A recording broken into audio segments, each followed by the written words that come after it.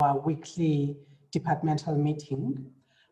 We have grand rounds this week, and we have 3 presentations from the divisions of lipidology, pulmonology, as well as general medicine at Victoria Hospital.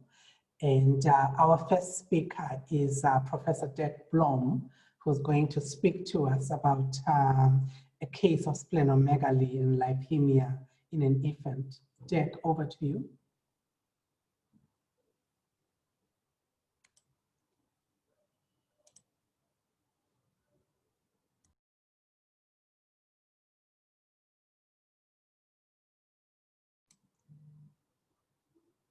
DIRK, I think you may be on mute.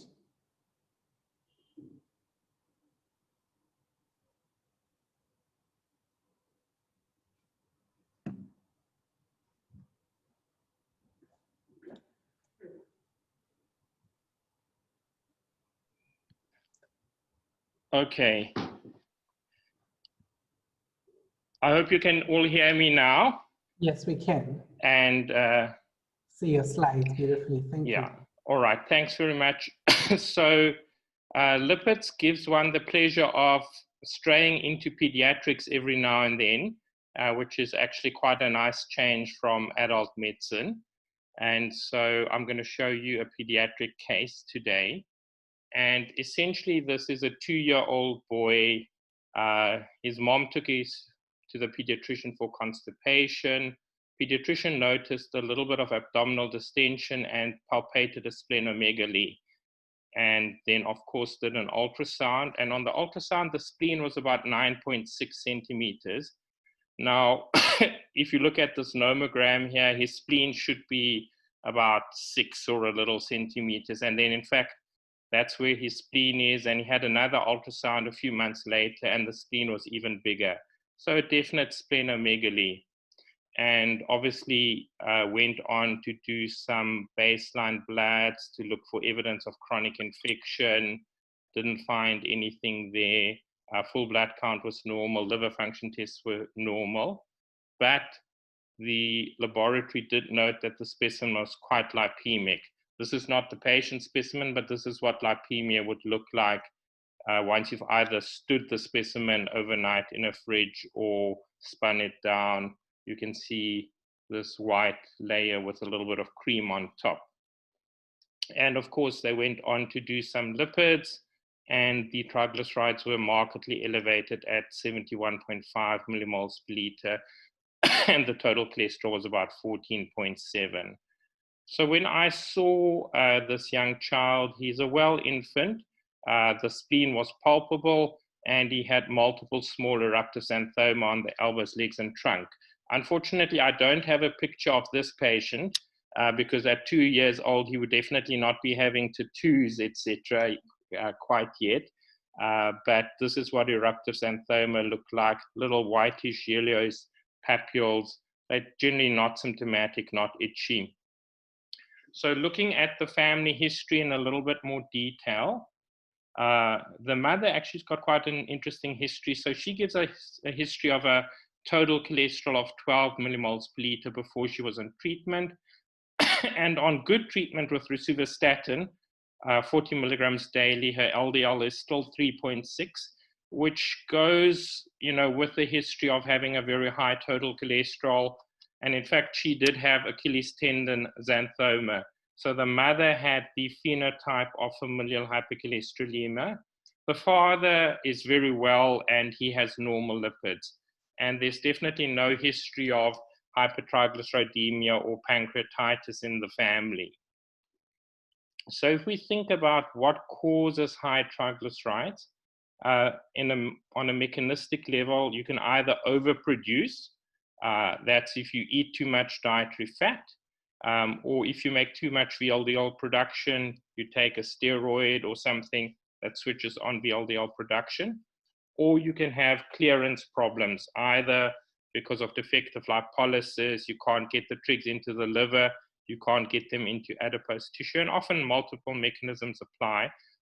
But here, we're clearly dealing with a lipolytic defect. There's no other problems. And what this child has what has come to be known as familial chylomicronemia syndrome. You might also know it as type 1 hyperlipidemia or LPL deficiency. They basically all mean the same thing.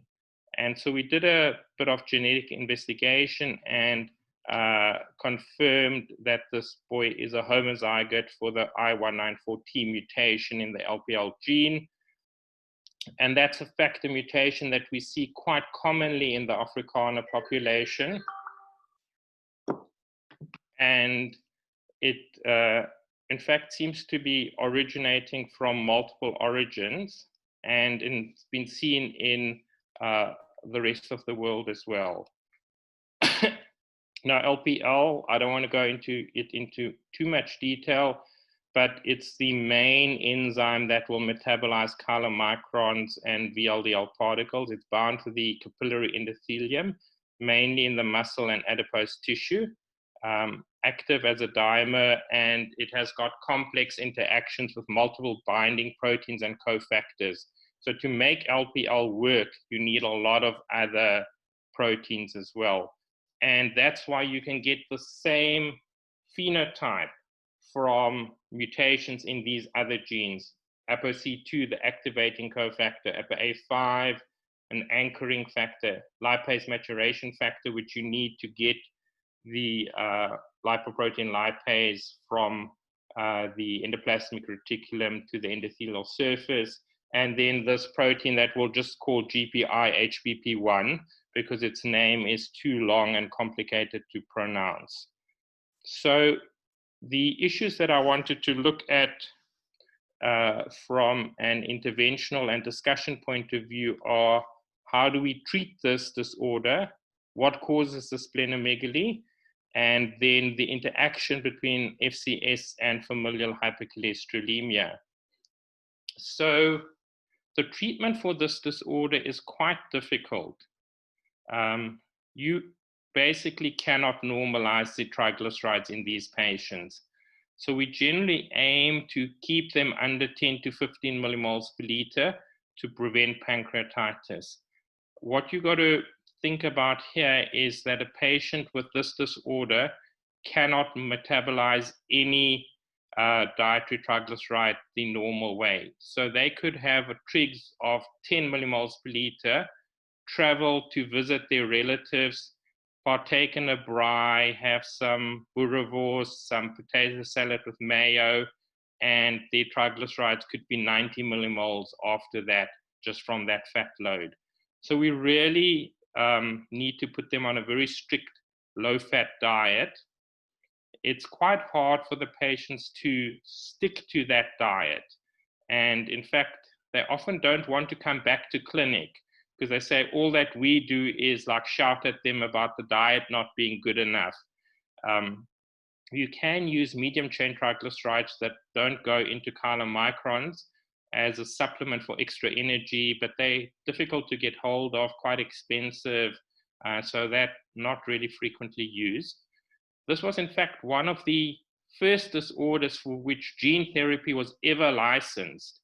And it's an adenovirus vector with an LPL gene inserted. And then you give the patients about 200 to 400 intramuscular injections, obviously under anesthesia, to get this gene into them.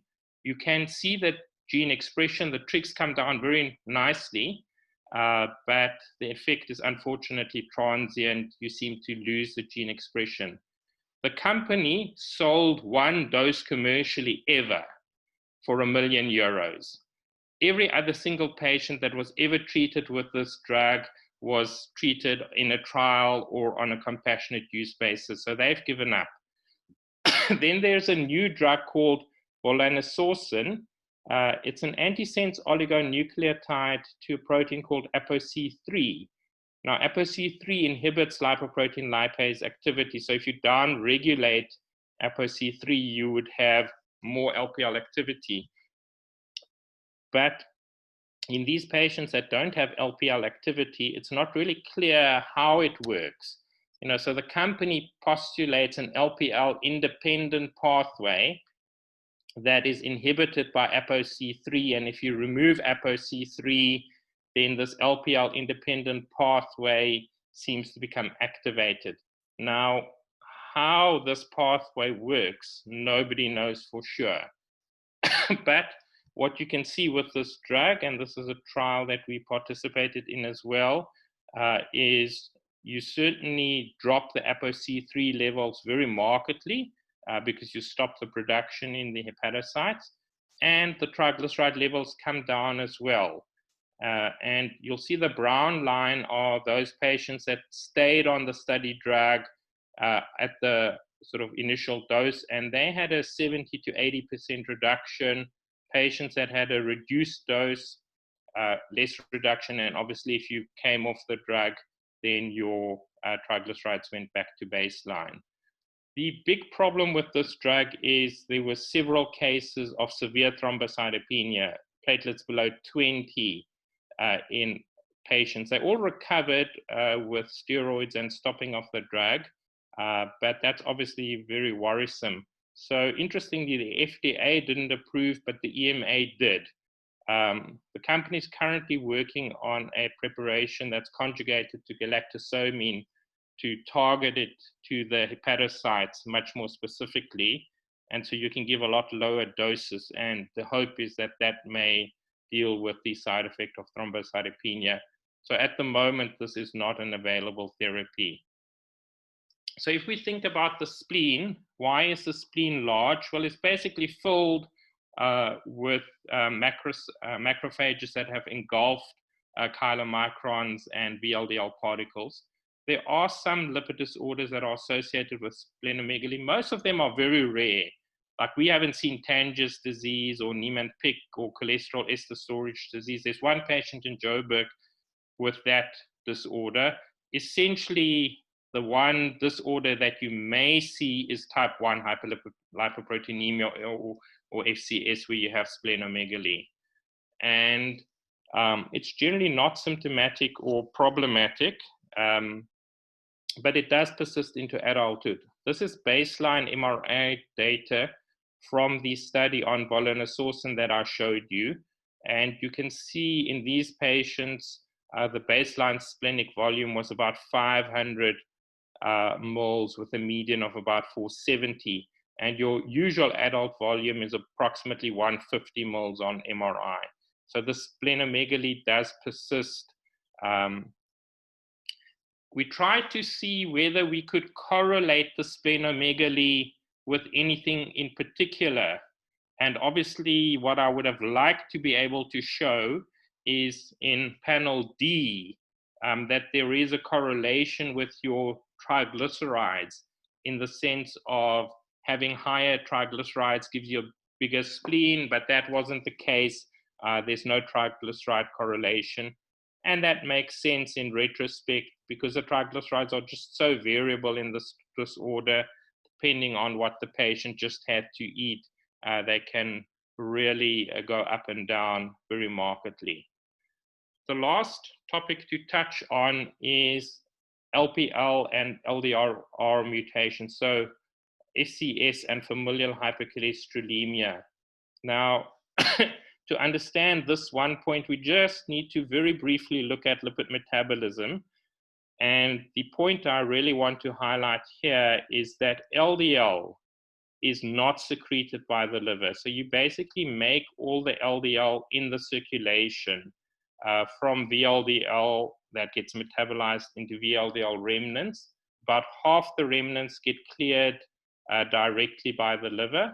The other half undergo further lipolysis and then become LDL particles. Okay. Now, if you don't lipolyze your VLDL, then you don't make VLDL remnants and you don't make LDL cholesterol. So that patient who had a total cholesterol of 14.7 at baseline, all of that cholesterol is sitting in chylomicrons and VLDL particles. There is no LDL basically. So a statin is the completely wrong and inappropriate therapy for this kind of patient. So if you don't make LDL particles, then having defective LDL receptors is not a problem, okay?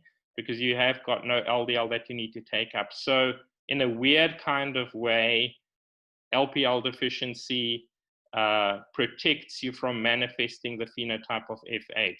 And there's a few patients with this co-inheritance described. They all live in Quebec, in the French part of Canada, because there they have a very high incidence of lipoprotein lipase deficiency and familial hypercholesterolemia.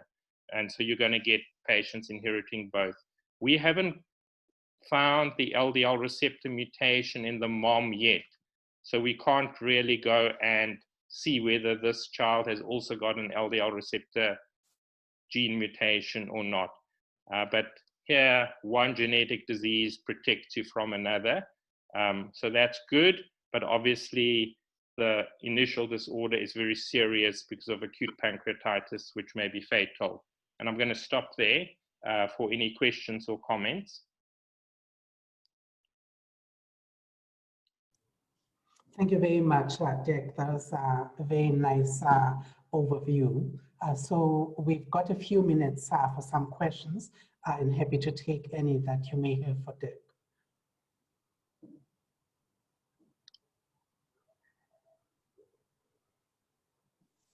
Hi, Prof. Thank you very much for the very nice talk. I just wanted to ask about the potential role of things like icosapent ethyl in these forms of disorder. We know in the cardiovascular space that they were able to reduce the trigs by 18 to 19%, which I imagine in this patient that will be a major benefit. You know, what do you think about that in this context? Yeah, so that's actually an interesting point. So in the study, a couple of patients were on these omega-3 supplements, but their trigs were not lower. And if you think about it mechanistically, you know, these omega-3 supplements are thought to work by reducing VLDL production in the liver. But the problem here is not VLDL production, it's lipolysis, so it's clearance of chylomicrons and VLDL. And so essentially what you're doing is you're giving them an extra triglyceride load. So in this disorder, I don't think they have a major role to play.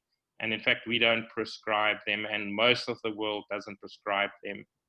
You know, again, if we looked at the trial, a lot of patients were on fibrates, but their trigs were exactly the same as the patients who were not on fibrates.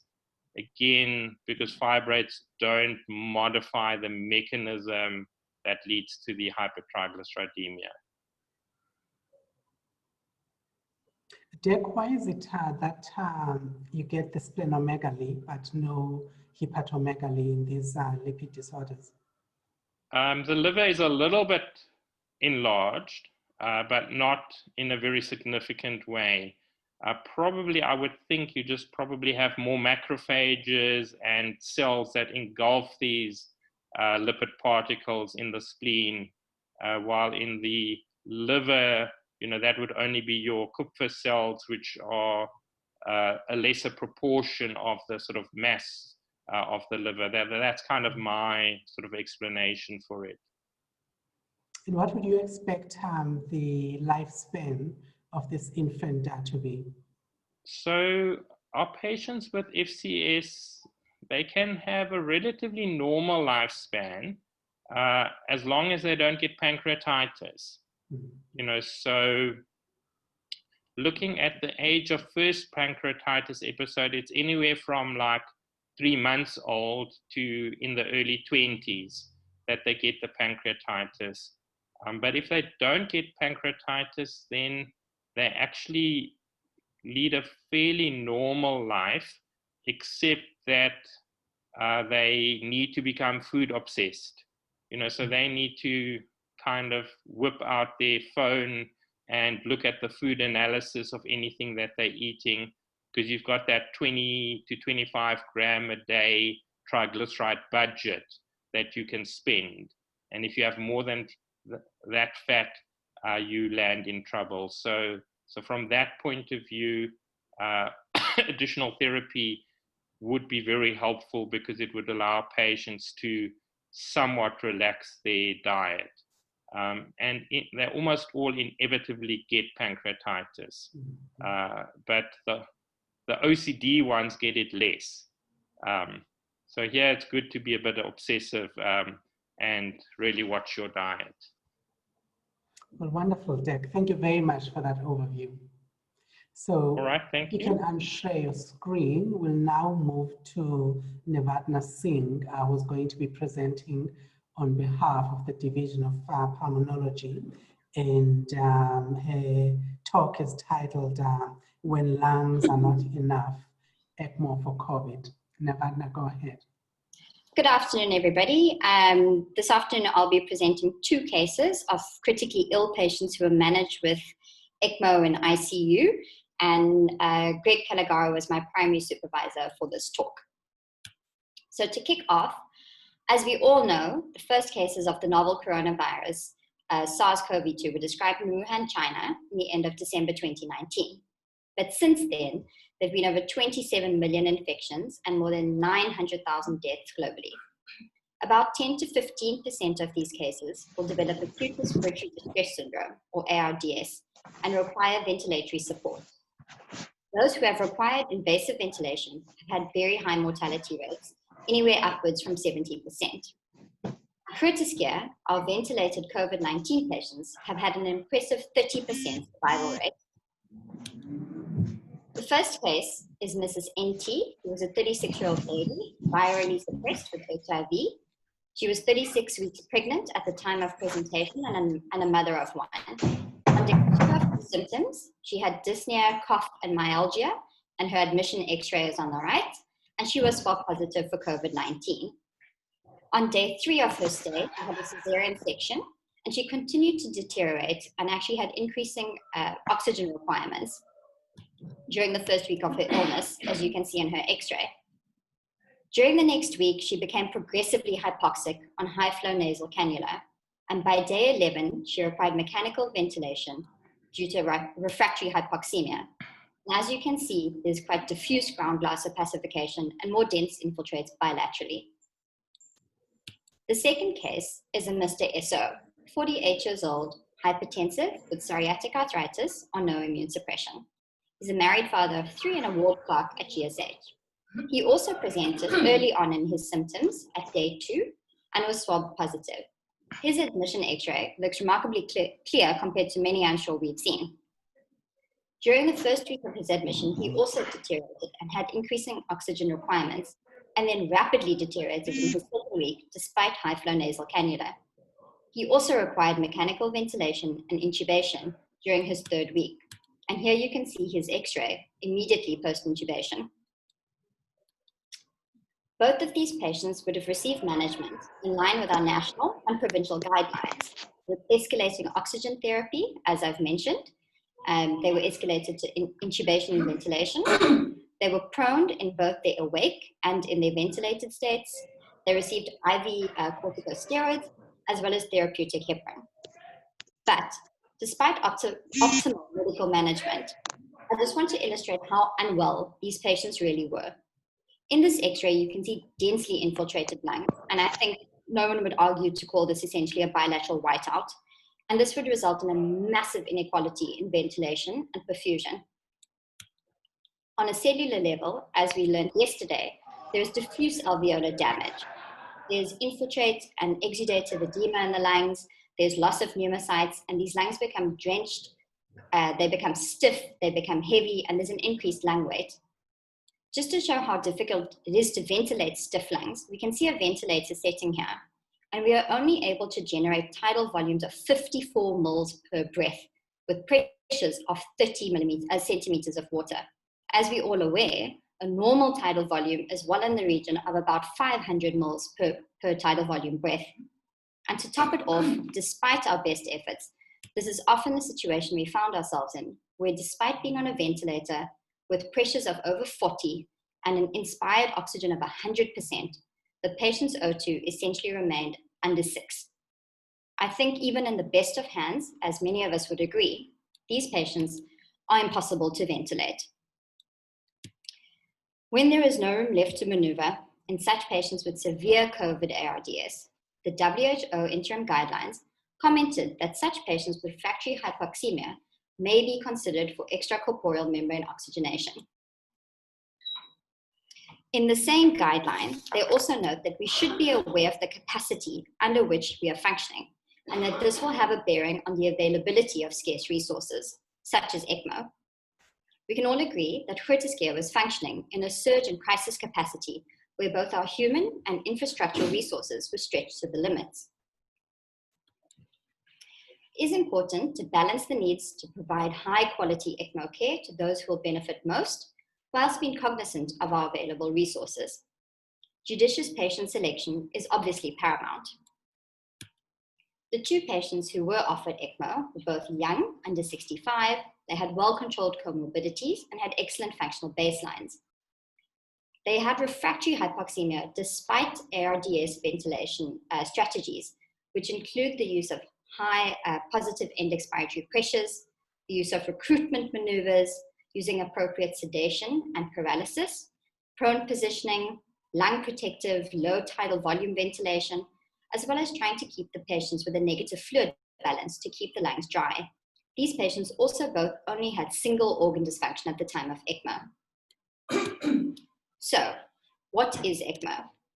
Extracorporeal membrane oxygenation has been around since the 1970s. It's a system whereby venous blood is removed from the body, is pumped through a centrifugal pump, through an artificial oxygenator with the membrane, and gas exchange occurs. This blood is then returned into the circulation and may be returned either into the venous circulation in the case of VV ECMO, providing respiratory support, or may be returned into the arterial circulation, providing cardiorespiratory support. We will only be discussing VV ECMO in this case. The other very important role of ECMO is to mitigate ventilator-induced injuries that are caused by positive pressure ventilation, thereby allowing the lungs to rest and to heal. This diagram illustrates an abnormal situation, for example, in severe COVID ARDS. In this situation, venous blood drains into the right heart and is passed through the lungs, but the lungs essentially act as a physiological shunt, as much of the blood passing through the lungs will not come into contact with a surface that is effectively exchanging gas. Therefore, deoxygenated or poorly oxygenated blood is returned into systemic circulation. On the right-hand side, when we introduce ECMO as a parallel circuit to the patient, venous blood is drained into the ECMO circuit, is pumped through the oxygenator, which is highly efficient and saturates blood with 100% oxygen. And this blood is then returned into the venous circulation via the right heart, through the lungs, and out into the arterial circulation. The ECMO circuit essentially works as a right atrial oxygenator in this case, and blood and the movement of blood is dependent on the patient's own cardiac output. To connect the patient to the circuit, one needs to cannulate the patient. This is usually done in theatre, but in one of these cases, the patients were so unwell and this was in fact done in ICU. As you can see, a number of experienced hands are present. We have surgeons doing the drainage and the return cannulae. There are anaesthetists present. There are nurses present. There's an intensivist who is looking at a transesophageal echo to confirm placement. And there are 2 pulmonologists to observe the procedure. After cannulation, these patients must remain on therapeutic systemic anticoagulation with heparin to ensure that these circuits do not clot. This diagram is a single cannula, which we don't use, but I've put it up to show you the size and the caliber of these, and that it's very important to secure these lines to the patients appropriately. This is also a nice way to show the different color in the blood of the deoxygenated blood that is pumped out of the circuit and the bright red oxygenated blood that is returned into the patient. This is what it all looks like when it's put together. Here we can see the venous drainage cannulae going through the centrifugal pump. This then goes through the oxygenator, and oxygenated blood is then put back into our patient. The amount of oxygen delivered to the patient is actually dependent on the amount of blood that is pumped through the circuit. And generally, about 60% of the patient's cardiac output will be put through the circuit per minute. So, does it work? In the early 1970s, ECMO for severe acute respiratory failure had variable results, and this was largely due to the basic technology, much of which has been improved upon. Ironically, it took about 3 decades and a similar viral outbreak in the mid-2000s for renewed interest, and this sparked new trials. One of 2 landmark trials, the CESAR trial, showed a better survival in patients referred to ECMO centers, regardless of the mode of treatment. They also showed that there was better survival in the ECMO arm versus the invasive mechanical ventilation arm, but there were a number of confounding factors, and the results did not reach statistical significance. A larger and more recent trial, the EOLIA trial in 2018, randomized patients into early versus late or salvage ECMO. Survival was shown to be better in patients who received ECMO. However, again, there was significant crossover from the conventional arm in patients who failed mechanical ventilation and went on to survive in ECMO.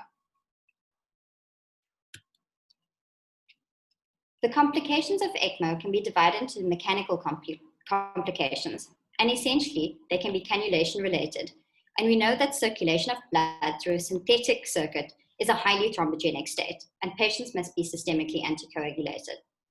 Recirculation may also occur and is a placement issue, and this happens when oxygenated blood returning from the ECMO machine into the patient drains directly into the drainage cannulae instead of returning into the right atrium and then passing through the heart into circulation. Adequacy of drainage depends on the site of cannula placement, as well as the size of the cannula placed.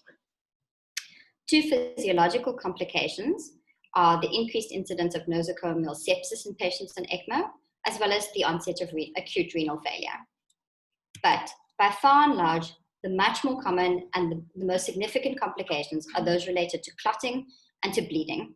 And as I've mentioned, when the patient's blood comes into contact with the membrane, a number of pathways are activated, including the clotting cascade and platelet activation pathways. This can result in catastrophic clotting in the circuit or even the clotting of the oxygenator itself. The patient may also suffer from strokes, pulmonary embolism, or other complications. Hemolysis and thrombocytopenia are equally as common and may result in life-threatening bleeds in the GI tract or central nervous system, and patients might even require massive blood transfusions while on ECMO. If we throw COVID-19 into this delicate balance, it's even more difficult to predict. As we know with the pathophysiology of COVID-19, it's a highly thrombogenic state in many patients. And as we know in critically ill patients, there's a tendency to bleed. So how has ECMO fared in COVID-19? There has not been a shortage of publications globally looking at outcomes for ECMO in COVID-19. Most of these are small studies and have been done in North America, Europe, and in China, and the results have been variable. But for the bottom line, we can look at the ECMO Life Support Organization registry. And many countries partaking in ECMO during the COVID-19 have submitted their results to this registry. As we can see, about 2,500 patients with confirmed COVID-19 were managed with ECMO. Of these, about 1,800 patients have completed their ECMO run, and they have had a 54% survival. I've just contrasted that against the 30% critical care invasive mechanical ventilation survival rate that we showed. Here, I've highlighted that there have only been 159 patients enrolled from Southwest Asia and Africa, and we are one of only 2 African centers contributing to this registry. So how did our patients do? Mrs. NT had a long but successful journey. She spent 15 days on ECMO. She was treated for nosocomial sepsis. Her lungs recovered, and she was successfully discharged from ICU back with her baby after a prolonged stay and will be seen in our clinic. The second patient, Mr. ESO, had a very turbulent course and had all the complications related to ECMO. He had severe sepsis.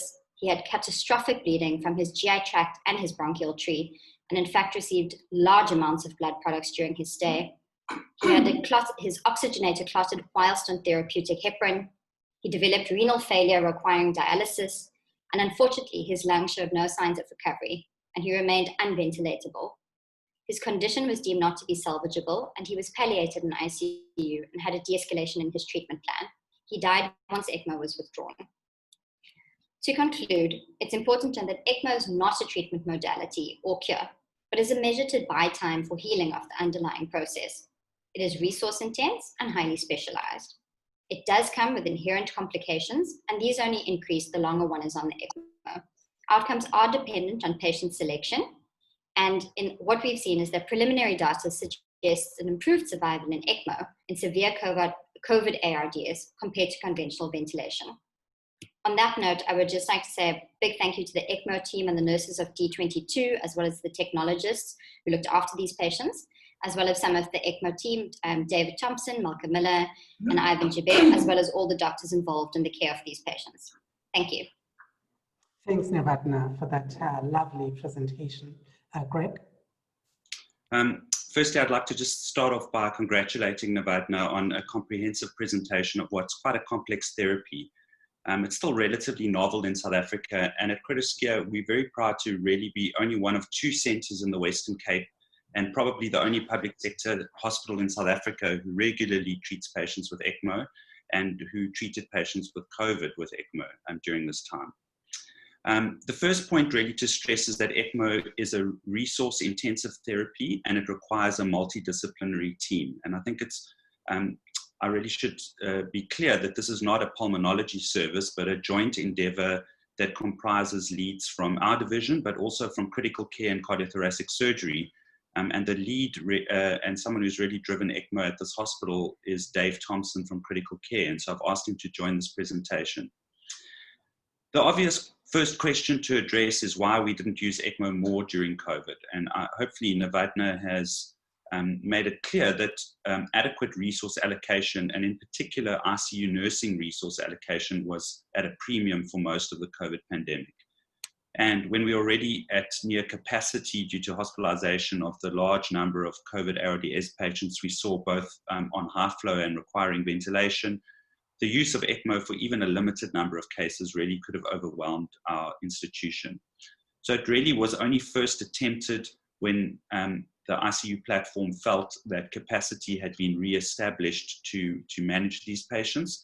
And even regarding that, it turned out to be a major effort, particularly with the second patient, considering the complexity and resource constraints of our COVID response. I just wanted to revise that the indications and contraindications are similar to other forms of ARDS. And NEVADNA also mentioned how it's the last resort after all of that bundle of conventional ICU care, which includes paralysis and proning and hyperpeep, etc. The evidence supporting its use in respiratory failure comes from those 2 major studies, which are limited by the crossover between the conventional arms and ECMO. So in those studies, ECMO is used as a rescue therapy. But I think it's important to bear in mind that its utility is primarily extrapolated from the other major viral pandemic of our time, which was H1N1. We've chosen these 2 cases primarily to illustrate that ECMO is a support modality only, not a treatment. And while we could fortunately support one patient while recovery occurred, in the other, the inevitable complications of thrombosis and bleeding and sepsis, which of course become more prevalent as the duration on ECMO becomes longer, ultimately ensued. And lastly, hypercoagulability is common in COVID-19 patients, and of course, this is a therapy that requires full anticoagulation. We know that there's thrombosis in many other sites, as we heard yesterday in Kirsten's presentation, but this microthrombosis is particularly critical in ECMO as patients develop thrombosis in their oxygenator, so in their circuit. And that's something we saw in the second patient. And unfortunately, attempts to reverse this or also to deal with the coagulation problems in this patient also resulted in a lot of bleeding complications. So if I may, and Tobeka, I'd like to ask Dave Thompson, who was very involved in the treatment of both of these patients, to comment specifically on problems with coagulation abnormalities, how targets for anticoagulation differ in patients who've got COVID who are on ECMO versus those who don't, and how we monitored these with thromboelastography in the ICU. Please go ahead, Dave. Thanks, Greg, and thanks, NEVADNA, for a really great summary and giving it good context, because I think that's really important. In terms of the coagulation, it's always a balance between the two, and the processes are ongoing simultaneously. And unfortunately, in our second case, he actually ended up clotting his airways and required repeated bronchoscopies to actually open up the airways to allow us to make an assessment as to whether there was any response to increased positive pressure and any sign of lung recovery. And we went from an ENT bleeding complication to an airway bleeding complication to a GIT bleeding complication. And we did change out his oxygenator once while on therapeutic anticoagulation. Quite a few centers have gone to direct thrombin inhibitors as their preferred modality of anticoagulation for ECMO patients, given the propensity of the patients to form clots and to lose their oxygenators. We don't have that available intravenously here, and we simply targeted a higher ACT by the bedside, which is part of the recipe that the nurses follow with 2 hourly ACTs throughout their patient's stay in order to anticoagulate them. So we would target an ACT typically of 200 to 220. The earlier trial from the French actually targeted a lower ACT of 160 to 180, which is our standard practice. But for COVID, we were routinely from the start targeting a higher ACT. But then as soon as you run into bleeding complications, you try and titrate it down, get on top of the bleeding, but then you run the risk of clotting the oxygenator, which was the side of the coin that we landed into. We did rely on thromboelastography quite frequently, and that does show you when you may need to give tranexamic acid, as this fibrinolysis might be the problem, and actually forming the clot is not the problem. And then the other thing that you can run into them is that some centers run antithrombin 3 levels to check when you get heparin resistance. And there is some literature published that these patients actually have increased heparin resistance de novo. And that's why some centers are advocating for direct thrombin inhibitors right from the start. But it's a tightrope you walk every time, and it's why I don't think ECMO will ever replace a ventilator as a first-line therapy for supporting the lungs, because it does come with these complications that are significant. And you do want to make sure your patients are sick enough when they go on to justify that risk. So you have to explore the full gamut of rescue procedures in terms of proning, paralysis with conventional therapy that we did get much better at through the well, we became like a production line through the pandemic with those therapies. Yeah, I hope that answers your question, Greg. Yeah, but it's definitely a team effort, and it is purely dependent on the nurses. And when the nurses are looking after, there's one registered nurse, and the ECMO specialists are definitely the highest qualified ICU nurses. And if they're looking after 6 mechanically ventilated patients with agency staff in the middle of the night, it's not fair to add the burden of one of these patients onto them. So we were judicious in when we timed it, and we do feel we selected the patients very appropriately through our governance process, which is not just one person deciding. There's always an MDT involved in that process. Thanks, Dave, for those comments. Incredibly helpful. Just a quick question for you, Greg, on NEVADNA. I mean, in the early days of COVID-19, there were all these reports, in particular on VV ECMO, showing very poor performance and mortality of 90% or higher. And how would you say somebody working with these patients should be thinking about selection of which patients are likely to do well on ECMO? So I think there were a number of significant obstacles to optimal ECMO care, and they were mainly related to problems with infection control. So these are patients that are difficult to move at the best of times, but things like cannulation, which may have been routinely done in theatre with the use of fluoroscopy, was now being done at the bedside. In fact, NEVADNA showed you that picture with the second patient where we cannulated them at the bedside. So initially, I think people were doing ECMO in a way that it wasn't standard, largely out of concern for IPC considerations and infectivity. I think that those very high mortalities were really, like we saw with ventilation, born of inexperience early in the epidemic, and certainly the larger registry data has shown that the outcomes of respiratory failure for ECMO are pretty much similar to what they are for other causes of ARDS. Thanks very much, Greg. So let's move to our final presentation for the day, which is Dr. NAICKER presenting from Victoria Hospital, and she's going to be speaking to us about arrhythmias, the racing heart. Please go ahead, JANANI. Okay, good afternoon. I think you'll have to ask NEVADNA to... Good afternoon, Prof. And good afternoon, everybody. Our case of the racing heart is a 22-year-old young lady. She's a student, a non-smoker, with no known comorbidities. Of note, she's HIV negative. She's had no previous pregnancies.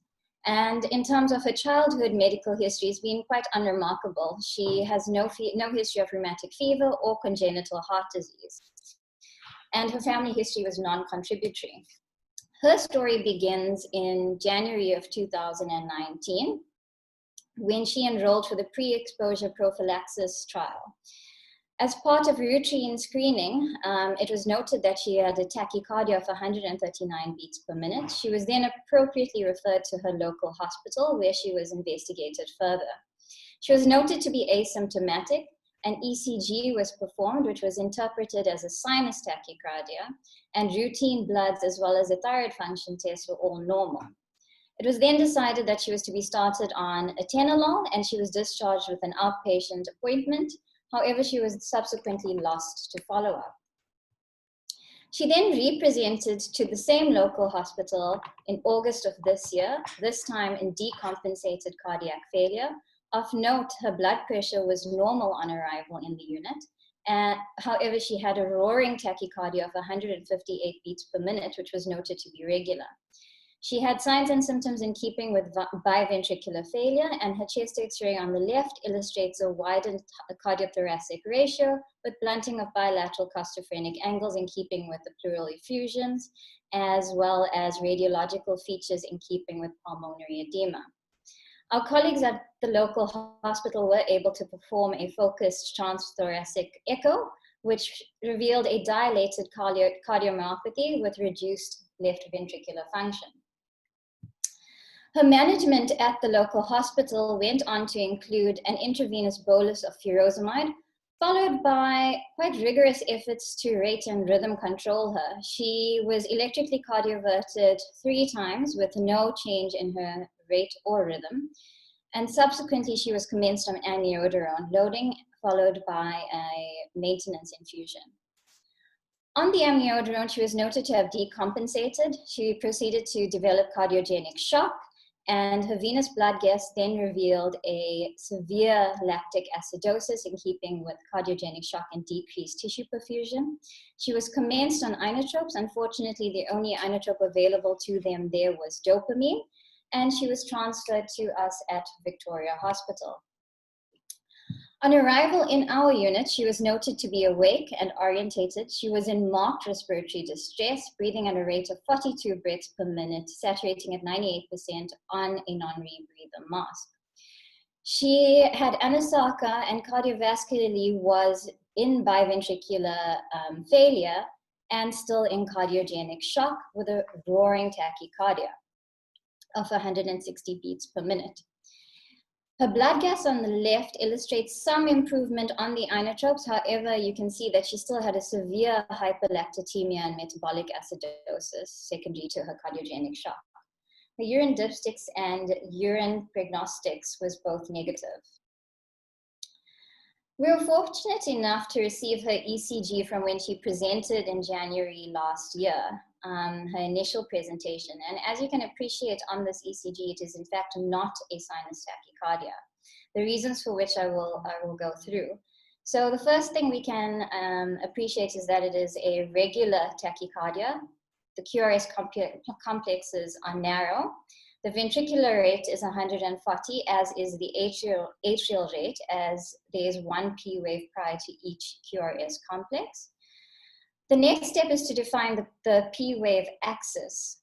And if you look at her lead 1, we can appreciate that the P wave is most isoelectric in lead 1, and 90 degrees to lead 1 in AVF, her P wave is negative. This indicates that her atria are depolarizing from low to high or bottom up. Therefore, it is not a sinus tachycardia. This is her ECG from her admission now, and it's pretty much unchanged. In terms of further investigations, she did not have a troponin leak, and an echo with us revealed a mildly dilated left ventricle with severely impaired systolic function and an ejection fraction of 19%. The other 3 chambers were unaffected and non-dilated. So to summarize, we have a 22-year-old lady with no known comorbidities now presenting with a persistent tachycardia and a tachycardia-induced cardiomyopathy in decompensated heart failure, further complicated by cardiogenic shock secondary to amiodarone. At this stage, we thought it was important just to highlight, especially to the generalists, the definition of a supraventricular tachycardia, as it's not a diagnosis, but rather an umbrella term. And this is in keeping with the European Heart Association and the European Society of Cardiology guidelines. It's an umbrella term for a heart rate of greater than 100 beats per minute at rest, and when the mechanism involves the His bundle or above, and atrial fibrillation is not included in this definition. This diagram is just to help one understand how to approach a tachycardia, and it's taken from the SAMJ, actually written by one of our profs, Prof. Chin.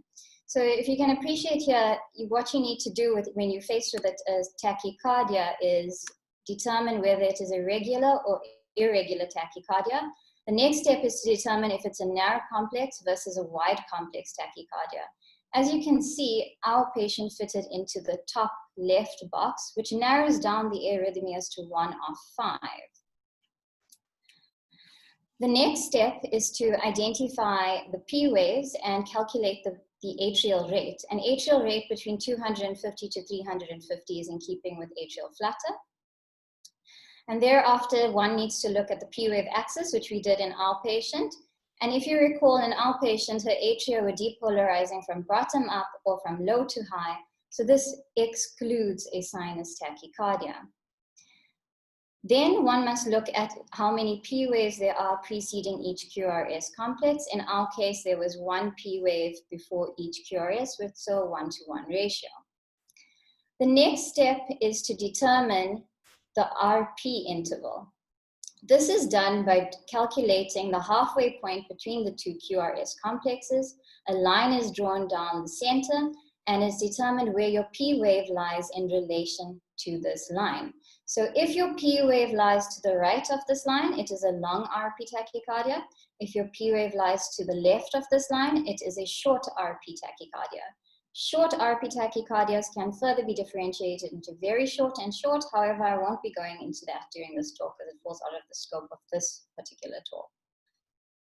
So going back to our patient's ECG, as you can see, I've drawn a line down the middle between the 2 QRS complexes, and her P wave lies to the right.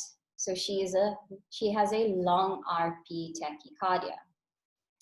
This algorithm is taken from the European Heart Journal and the European Society of Cardiology guidelines, and we basically followed it down. We've now considered the RP interval, and she has a long RP interval which narrows down her arrhythmia to 1 of 3.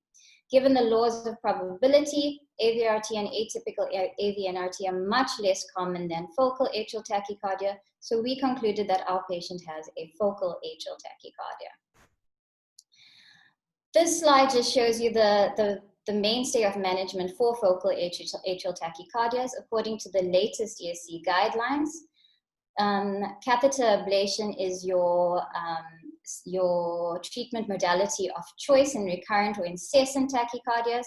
Reason being that the success rate is extremely high with an 85% success rate. The recurrence rate is low, and the complication and mortality rate is almost negligible compared to the success rate. In terms of tachycardia-induced cardiomyopathy, it's quite a rare entity that occurs with persistent or recurrent tachyarrhythmias, the mechanism of which is not fully understood. However, there's a number of neurohormonal as well as cellular changes that happen that induce structural damage and dilatation of the left ventricle. There are several hypotheses to this, which include myocardial ischemia due to the rate, abnormal handling of the calcium channels and downregulation of the beta receptors, oxidative stress, angiotensin converting enzyme gene polymorphism, which in these patients have increased levels of angiotensin converting enzyme, as well as an immunological basis that is not seen in other cardiomyopathies.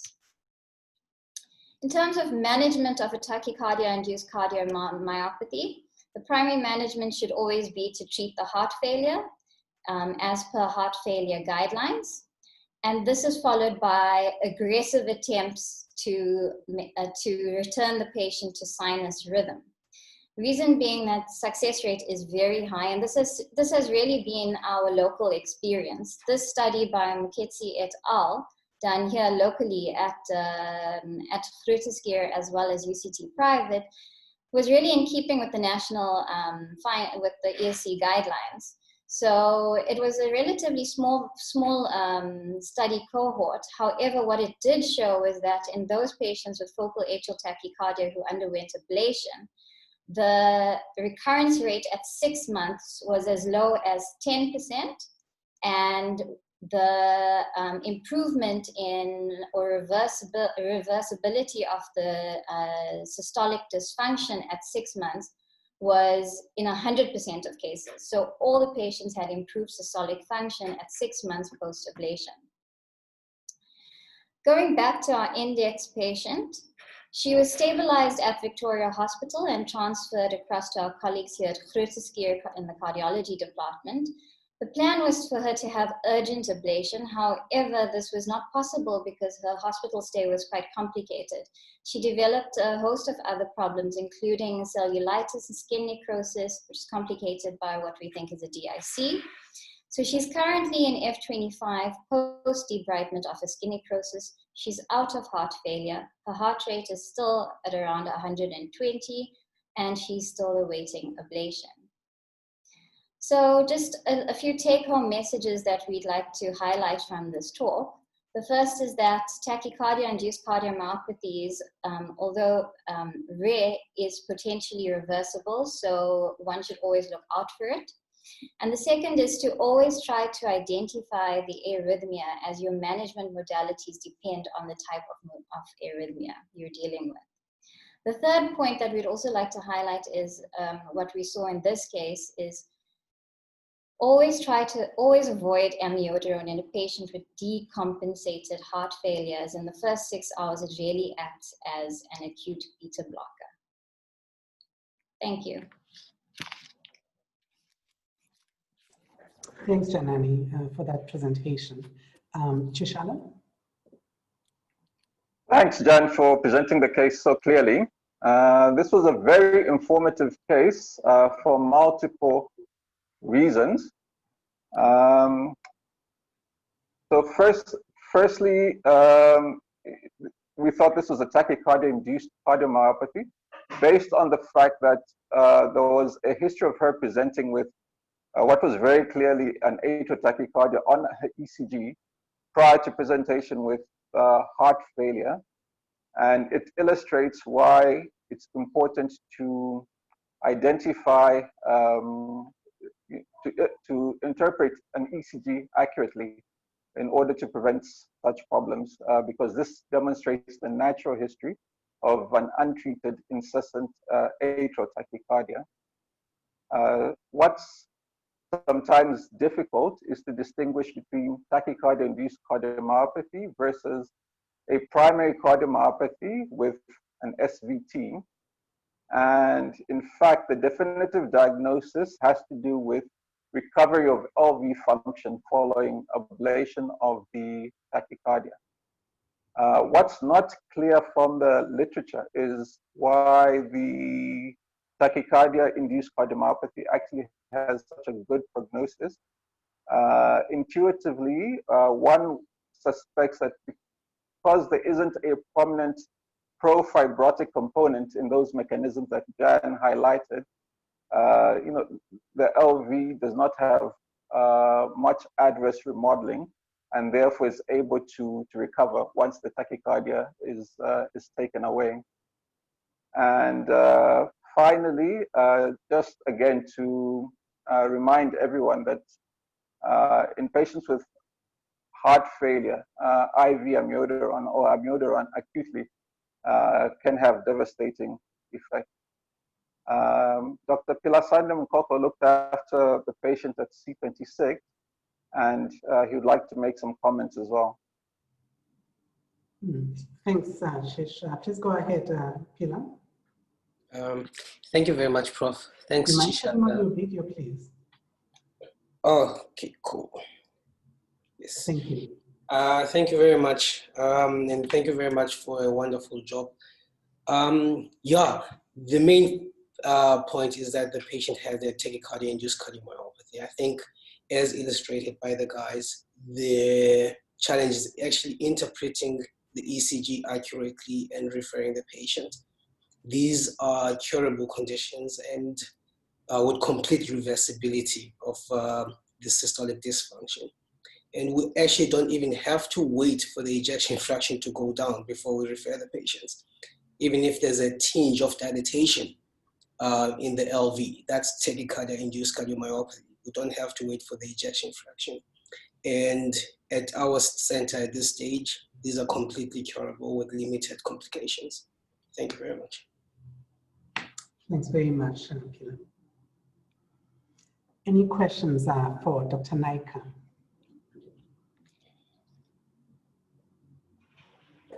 Well, if not, congratulations on a fantastic. Oh, please go ahead, Grant. Please go ahead, Grant. The cardiologists, I just saw on the guidelines that were put on for the management of atrial tachycardias, that one of the sort of second or third line of management involved ivabradine. And I just wondered how that would work, because I thought it had a specific effect on the sinoatrial node. Yes. Interestingly, Prof, for this patient, actually, she terminated on a second dose of ivabradine.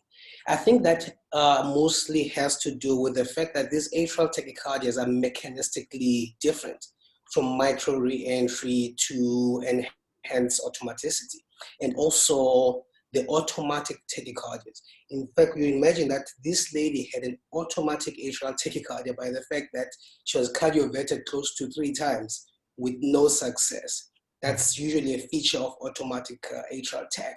And that response to ivabradine second dose is a telltale. So that the pacemaker function of that atrial tachycardia is actually similar in terms of mechanism to the sinoatrial node. Yes. Yeah. Yes, Prof.